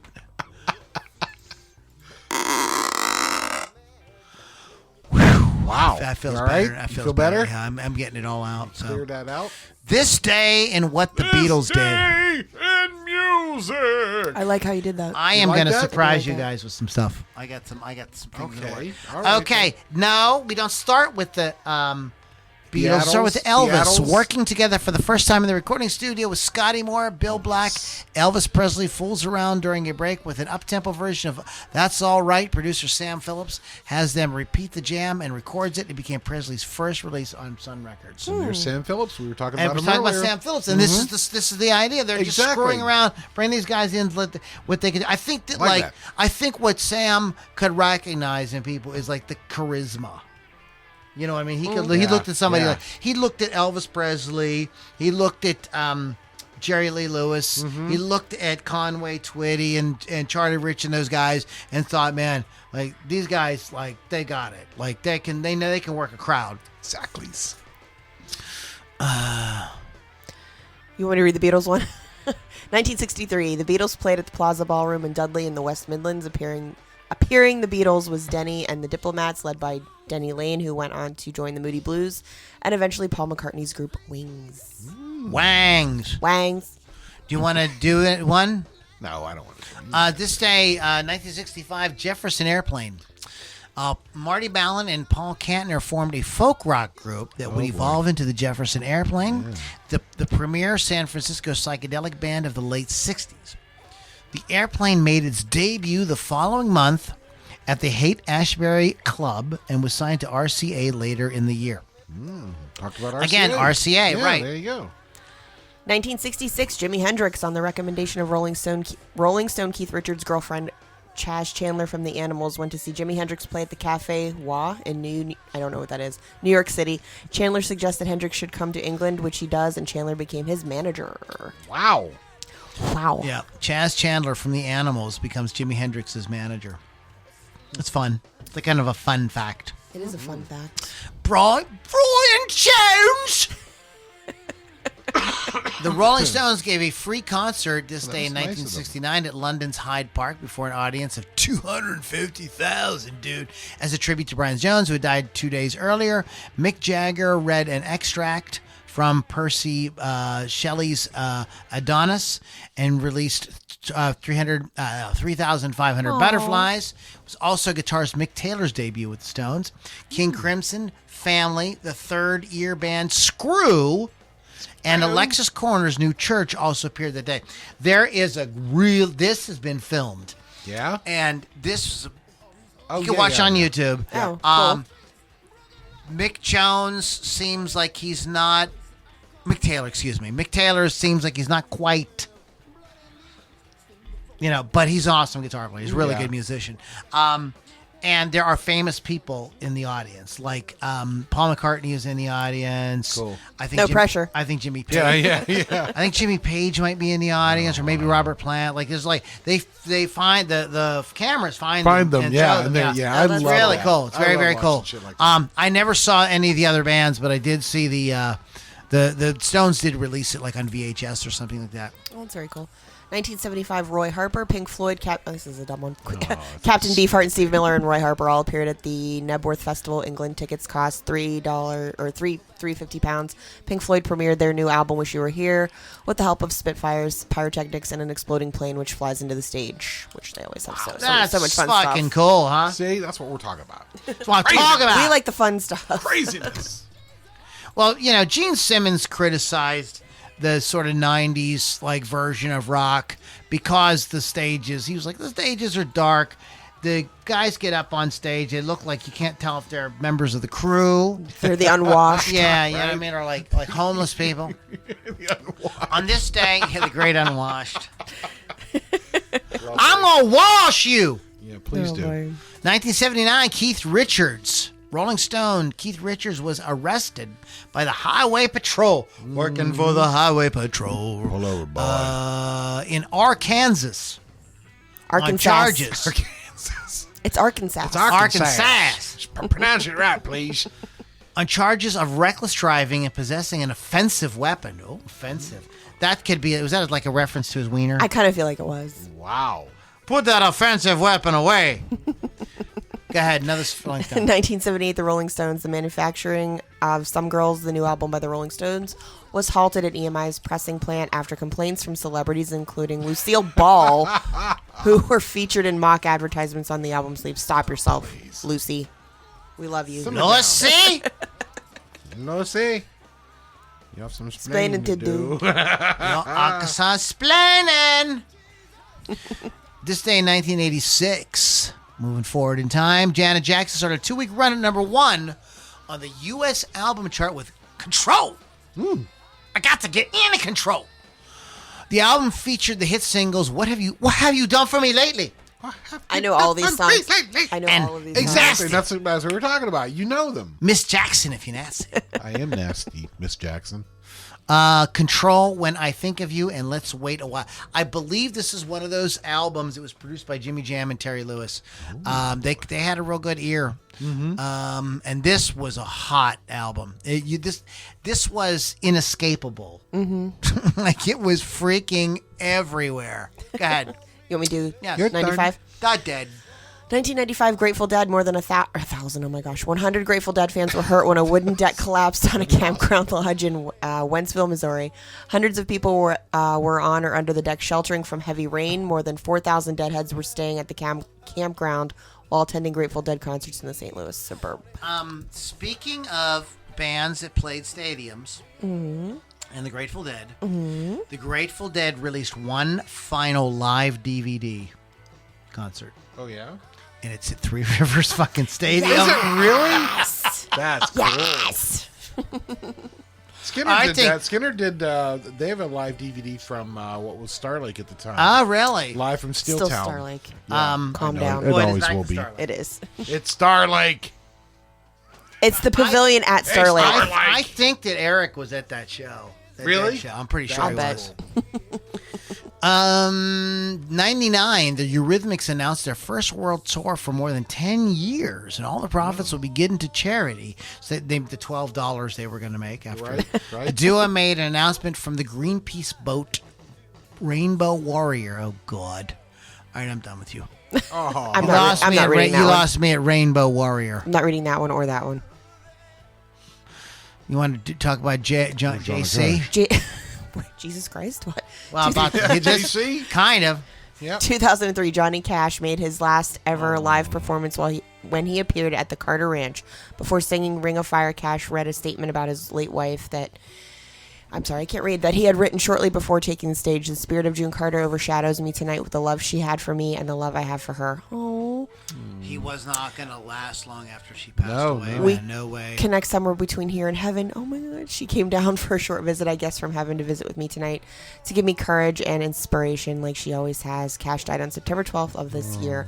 Oh, he's so sweet. Yeah, he didn't. He followed her to heaven like pretty quick. Yeah, he did. Michael Goltz, are you listening? David Gilmour. He has a dog named Gilmour. 05, David Gilmour said artists who had seen album sales soar after the Live 8 concerts should donate their profits to charity, saying this is money that should be used to save lives. Okay, good for you. I hope that it all worked out. You want to talk about Michael J.? Michael J. Not Fox. 2009, Michael Jackson started a 7-week run at number 1 in the UK album charts with the That's essential. Mr. Jackson if you're nasty. Right. The Essential Michael Jackson was one of the 8 Jackson albums in the top 20 after the singer's death on June 25th. That's heavy, Doc. 2012, Ronnie Wood. Oh, Ronnie For the Wood. second year in a row, Rolling Stones guitarist Ronnie Wood was honored in 2 categories at the annual Era Kiva Commercial Radio Awards. The 65-year-old won the Specialist Program of the Year award for his Absolute radio show and saw his weekly guest slot named Best Feature. Absolute also took the Station of the Year, so I did not realize that. I'm not reading the Grateful Dead. You don't want to again. talk about the Grateful Dead? I already talked about them. Why don't you talk about Madonna? 2019, Madonna. This is for my sister. Madonna was at number 1 on the U.S. album chart with her 14th studio album, Madam X. It became Madonna's 9th number 1 album in the United States. Does that have the song I'm Madonna, bitch? You mean Bitch, I'm Madonna? Bitch, I'm a bitch. Bitch, I'm Madonna. Smiley Lewis, Oh, Smiley. Birthdays. R&B singer, wrote One Night covered by Elvis. I Hear You Knocking. 55 for Gail Storm. He died. I was born this day in 1920. Smiley Lewis. Nice. You want to do Happy one? birthday. 1943, Robbie Robertson, Canadian musician, songwriter, Dub band. film composer, producer, actor Robbie Robertson. He joined the Hawks in 1962, who became known as the band. Wow, whoever did that writing sucks. Bob Dylan and the Hawks toured the United States throughout the 1965. Why can't I talk? Throughout 1965. Slow down. And Slow down. You read too fast. And a world tour the following year. As a songwriter, Robertson is credited for writing The Wait, The Night They Drove Old Dixie Down, Up on Cripple Creek, I Almost Said Nipple, Broken Arrow, and Somewhere Down the Crazy River. Wow. Yeah, the band was awesome, and then they do The Last Waltz. They make this big movie with Martin Scorsese and all their friends. Like everybody's in this movie. If you've never seen The Last Waltz, it's like one of the great rock movies. You should see it. If you're a rock fan, you should see it. The musicianship is second to none. He's Clapton's fucking drunk out of his mind on stage. And they, this is it. And then they get back together and they tour for like another 10 years. Robertson doesn't join them though. Everything they did after Robertson left the band was like, I'm so not even oh, trying. I love this. Dick Scopetone. I would say Harper's Scopetone. Bazaar had the U.S. number 34 single in 1967, the 59th Street Bridge song. Slow down, you move too Oh, yeah, fast. I know it. Okay. You gotta make the moment last now. Kicking up the cobblestones. Feeling groovy. Do you ever feel groovy, Lily? It depends on my day. Do you want to talk about Michael Monarch? Yeah, Michael Monarch, 1946 guitarist from Steppenwolf, who had the 1969 U.S. number 2. 69, dudes! Born to be Wild, which is sometimes described as the first heavy metal song. Steppenwolf sold over 25 million records worldwide, released 8 gold albums, and scored 12 Billboard Hot 100 singles. 25 million albums. God, you guys are such nerds. By the way, I watched Star Wars over the weekend. Uh-huh. Nice. I was a little slow. I don't even know what that Set means. the cherry pop and what? Will Smith, how dare you slap Lily like that? Shame on you. Will Smith isn't it? Will Smith's mad because he wanted to be in Star Wars and they won't let him. Wonder why. There's a lot of people who are really lobbying to be either in Star Wars or the Marvel Universe right now. Will Smith, Brad Pitt, they all want, like, Tom Cruise is like chomping at the bit. He's like, oh, he thinks he should have been Iron Man. Like, Oh, he's too short. Stop. Little Iron Man. He could have been Iron Boy. He'd be Iron Boy. Iron Boy! Sidekick. Exactly. There's that. Oh, you better not have COVID. That sounds gross. Sounds like that spider that was in my coworker's cup. Ooh, gross. I'm gonna puke over that. Casey Gaines. Cassie. I'm going to call her Casey. I'm gonna. You say Cassie, I say Casey. I you say say Cassie. tomato, I That's her say name. tomato. Backing, well, so you never want to read any, so. Zip it. Okay. Backing singer, best known for her work with the southern rock band Lynyrd Skynyrd, Gaines was killed in a plane crash on the 20th of October, 1977, with 2 other members of the band. You don't say. Yes. Wow. That's just a horrible Andy thing. Ellison, yeah. I'm reading the next one. Yeah. Oh, yeah. Happy birthday. This guy loves guy. Huey Lewis, 1950, American singer. What a new drug. I love that song. That's my favorite one. No. Songwriter and actor from Huey Lewis and the News, who had the 1985 UK number 11 and U.S. number 1 single with The Power of Love. Their third and best-selling album was the 1983 Sports, and they had contributed to the soundtrack of the 1985 feature film Back to the Future. Lewis previously played with the band Clover from 72 to 79. This is the third time that Back to the Future has come up today for me. Weird, man. Maybe you need to watch that trilogy next. I think I'm going to watch that trilogy next. I'm going to. I'm going to have to. I watched the Canonsburg does a movie in the park. Did you see that? Oh, do they do they're that? They're doing Raiders of the Lost Ark in like a couple weeks. Oh, yeah? It's on Friday nights. Oh, that's going to be so much fun. Yeah, I think it's cool. Ron Thompson, singer-songwriter Ron Thompson, was born in 1953, released 9 albums, and worked with Little Joe Blue, John Lee Hooker, Yes, sir. Lowell Fulson, Etta James, Yes. and Big Mama Thornton. Oh, here you are. This is an Aerosmith connection here. There you go. 1954, Jimmy Crespo, American Guard. Oh my God. Crespo. Lordy. That's fun to say. Francisco. American So guitarist for fun to Aerosmith say. from 1979 until 1984. He co-wrote Rock in a Hard Place with Steven Tyler, also not the greatest album, but that's fine. This is not the Charlie Daniels Band, and he also worked with Rod Stewart, Billy Squier, Meatloaf, and Stevie Nicks. Excuse me. I was doing that earlier. Excuse me. Sorry about that. It's fine. Yeah. He's one of those like hired guns. Yeah. That kind of guy.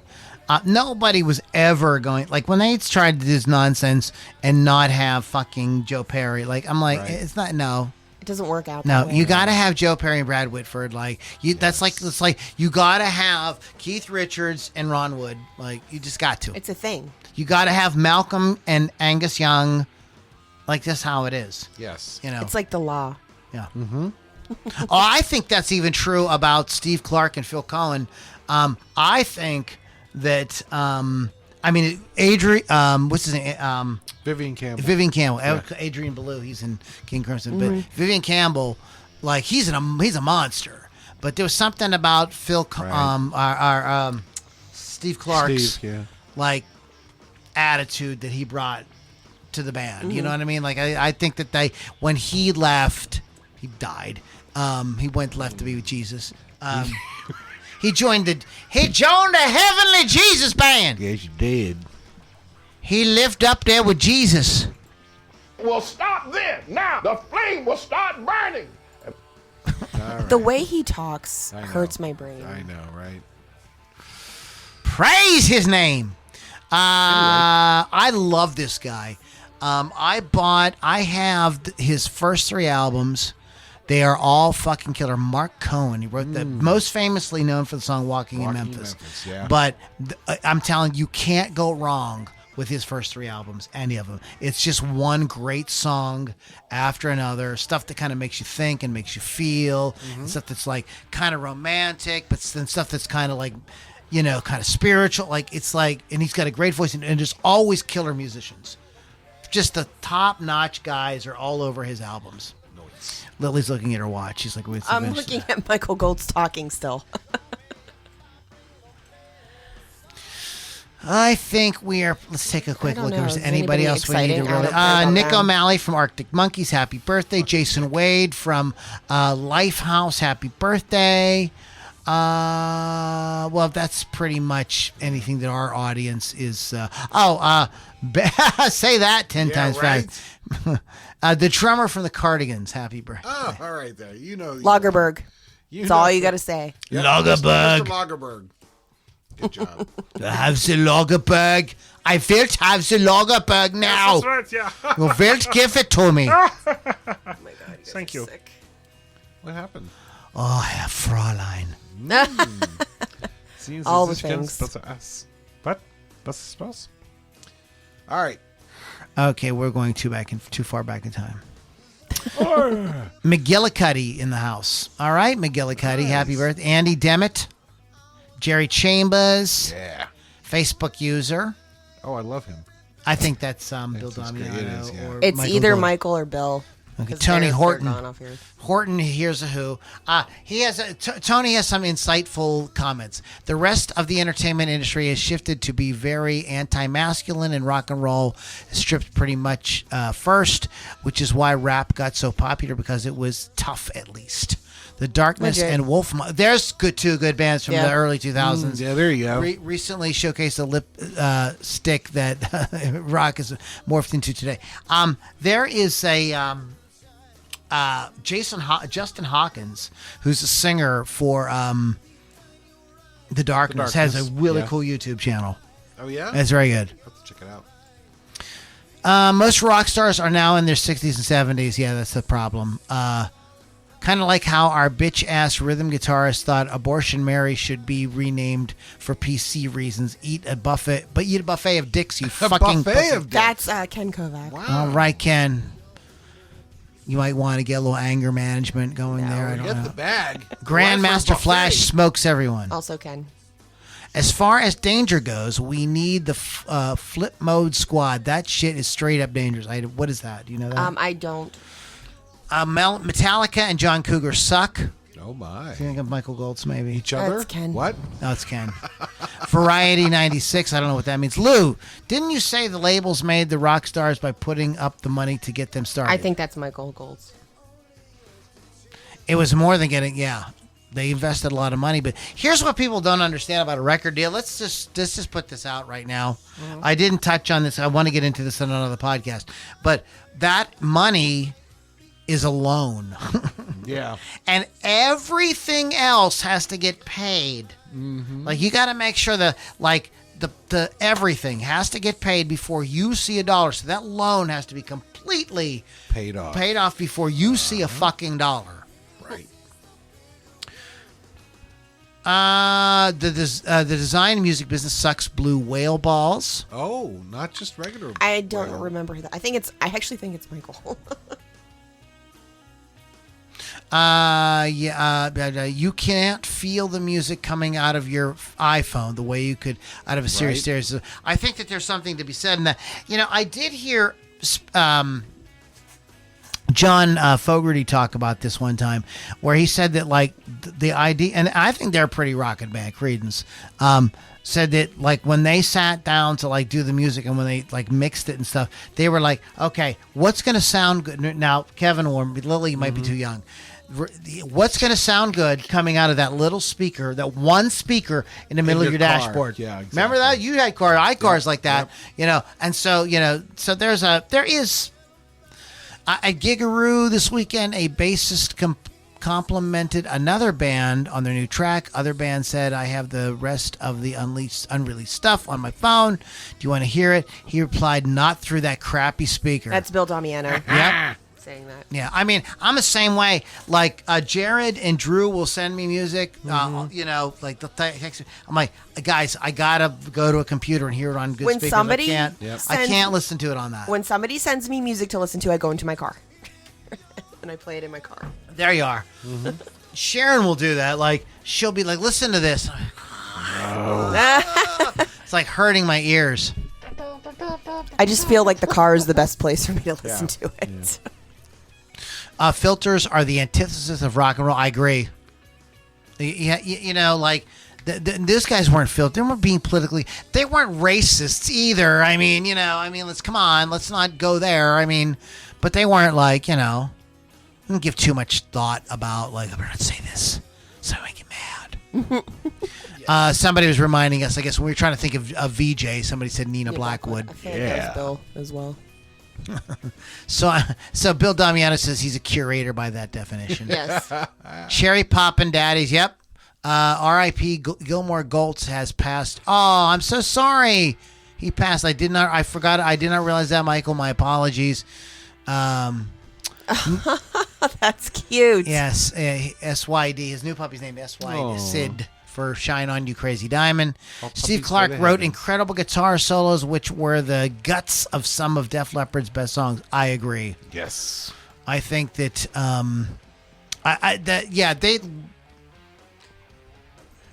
I don't know what's going on with Vivian Campbell. Like, I I really was like, when he joined the band, I really thought, okay, because he was in Dio, and I'm thinking like, okay, man, it's gonna get like heavier. No, Not so much. not at all. Like, not even not so much. All right, guys, thank you for listening to the Loudini Rock and Roll Circus. LoudiniRockandRollCircus.com or LouLombardiMusic.com. Join our inner circle, and we will trash on shit all over your comments. As we do. Like we did. Okay. And we will get the we got to get the Hawk back on board here. So I apologize to those of you who are looking forward to the Hawk. We will get him on. RockRageRadio.com. Download the free app, Free. and then Wolf's Customs. Get a custom paint job done on your axe. On your axe. On your ass. On your active. So, Lily. So you can listen to my show on Thursdays, Hot Licks with Lily 6 p.m. Eastern Time. Who are you interviewing this week? I'm actually not. I do not have an interview this week for the first time in months. I don't have Well, an why interview don't you this week. interview You, me? I was going to You want say, me to interview? Yeah. Lou. I will Oh, interview Lord Lou Jesus. this week. Maybe tomorrow. We'll see how it Wow. goes. For this week's podcast and or not podcast show, and I don't know what's going on as far as shows go. I am going to the Motley Crue shebang in August. The cult's coming. Did you see that? I did see that. Yeah, so I have to I work might that have to night. do that. I'm like, damn it. Oh. You know, and Black Label, was it Black Label Motorcycle? Rebel, the Rebel Black, the You're breaking my Motorcycle brain. Club of. Anyway, I know, right? BLS.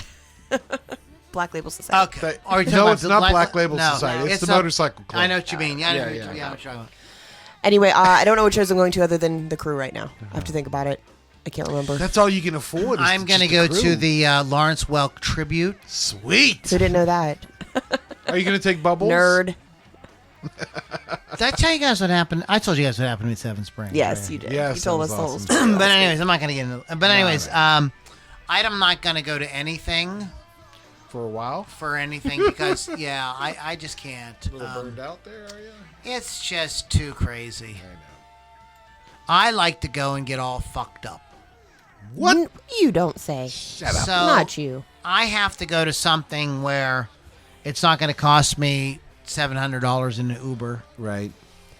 You know, I wouldn't Uber out to Star Lake. No. Maybe New Kids on the Block. Maybe I'll go see Oh, them. Lord. You got the right stuff. I'm going to Kennywood towards the end of the month There you go. for Slovak Day. Slovak Day. All right, guys. On that happy note, it is the Loudini Rock and Roll Circus. Pittsburgh Kevin, Yes, sir. Lily V6. Oh. My name is Loudini, and we will catch you all next time on the next Loudini Rock and Roll Circus.